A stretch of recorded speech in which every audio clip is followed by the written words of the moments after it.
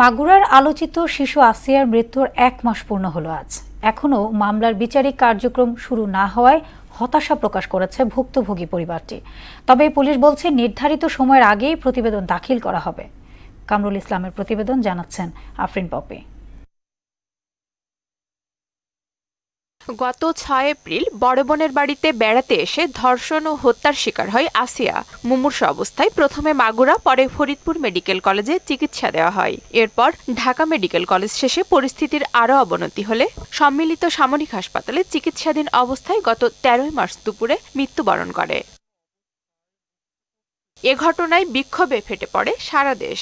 আসিয়ার মা বাদী হয়ে মাগুরা সদর থানায় একটি ধর্ষণ মামলা দায়ের করেন। ওই মামলার এজাহারভুক্ত 4 আসামি আসিয়ার বড় বোনের শ্বশুর, শাশুড়ি, স্বামী ও দেবরকে আটক করে পুলিশ।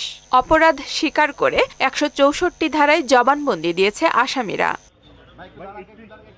দীর্ঘ 1 মাস পার হলেও বিচারিক কার্যক্রম শুরু না হয় ন্যায় বিচার থেকে বঞ্চিত হতে পারেন বলে আশঙ্কা প্রকাশ করছেন আসিয়ার মা। আমি এই ন্যায় বিচার পাবো কিনা আমি আগেও জানি না, তবে আমি সরকারের কাছে আবেদন করতেছি যেন সঠিক তদন্ত করে আমার সঠিক বিচারটা যেন তাড়াতাড়ি করে দেয়। আমরা চাই বাংলাদেশে দৃষ্টান্তমূলক শাস্তি ব্যবস্থা করা হোক। বিচারিক কার্যক্রম শুরু না হয় পুলিশের তদন্ত প্রতিবেদনকেই দায়ী করলেন বাদীপক্ষের আইনজীবী। দেশবাসীকে এবং আসিয়া পরিবারকে যে আশা করি আমরা যদি পুলিশ প্রতিবেদন পাওয়ার সাথে সাথে আমরা 15 কার্যদিবসের ভিতরে এই মামলা ইনশাল্লাহ বিচারের শেষ হবে বলে আমরা আশাবাদী। নির্ধারিত সময়ের আগেই প্রতিবেদন দাখিলের কথা জানিয়েছে পুলিশ। যে কোনো মুহূর্তে আমরা পুলিশ রিপোর্ট জমা দেব। মহামান্য কর্তৃক ও আদালত কর্তৃক এখনো আমাদের যে 30 কার্যদিবস সময় দেওয়া হয়েছে সেটা শেষ হবে এই মাসের 20 তারিখে।